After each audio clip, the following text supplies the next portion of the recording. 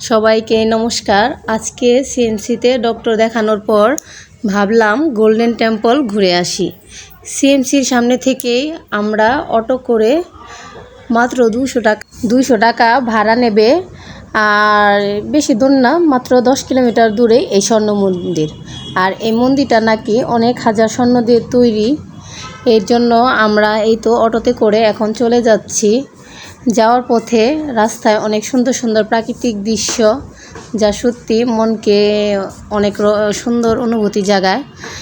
এই মন্দিরে যাওয়ার পথে আমরা দেখতে পেলাম অনেক সুন্দর সুন্দর রাস্তা এবং অনেক পাহাড়ের কাছাকাছি এইটা সিএমসি ভ্যালোরটা অবস্থিত।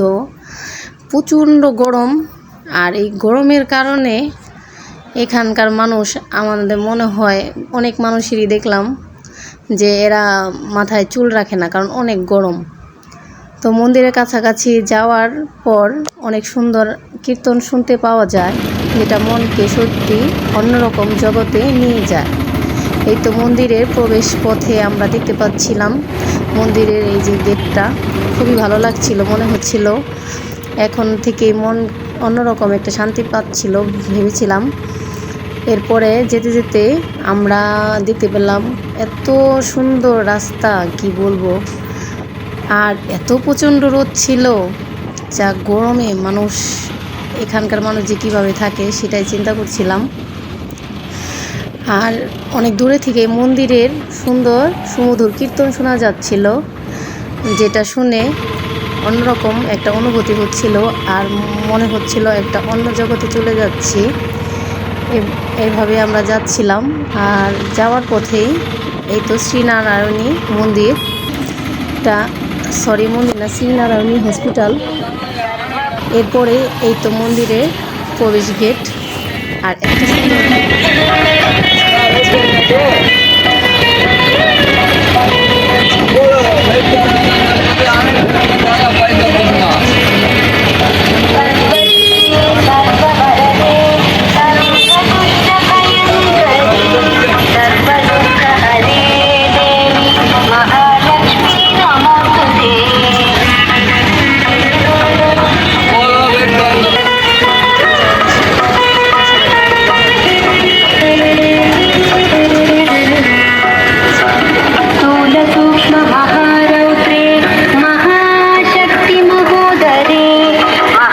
সেখানেও বাইরে একটু ক্যামেরা ভিডিও করতে দিয়েছে।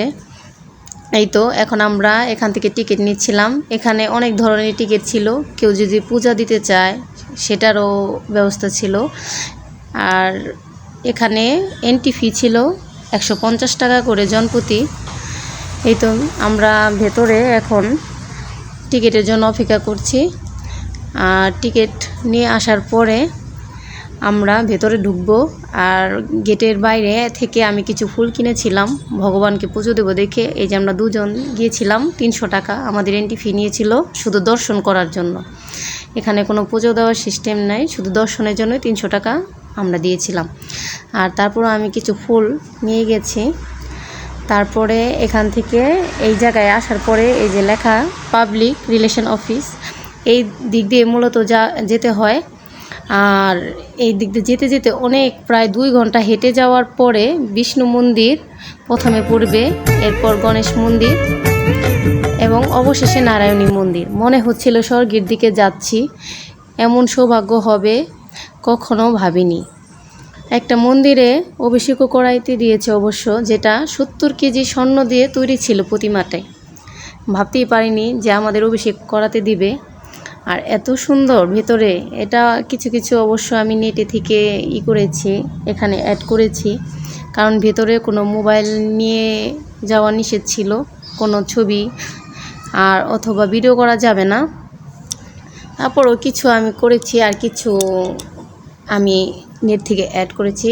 এরপরে আমরা বের হয়ে গেলাম।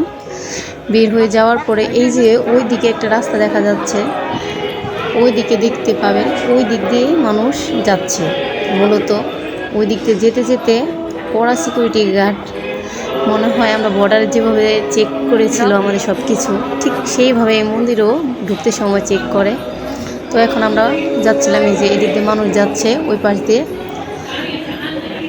এখন আমরা যাচ্ছিলাম প্রসাদ গ্রহণ করতে। খুবই সুন্দর একটা পরিবেশ ছিল, আর এই সব জায়গায় কি সুন্দর যে কীর্তন হচ্ছিল, খুবই ভালো লাগছিল। আর এখানে প্রসাদ গ্রহণে এদিকেও যে ভিডিও করা যাবে না সেটা আমি জানতাম না। ফার্স্টে আমরা হ্যান্ড ওয়াশ করে তারপরে আমরা প্রসাদ গ্রহণ করার জন্য ভিতরে এখন চলে যাব। খুব সুন্দর সিস্টেম ছিল, সবাইকে বসিয়ে খাওয়াচ্ছিল চেয়ার আর টেবিলে। এই তো এখন আর আমাকে মানা করছিল, বলছিল ভিডিও করা যাবে না। তো আমি এখানে তারপরে ভিডিওটা বন্ধ করে দিই।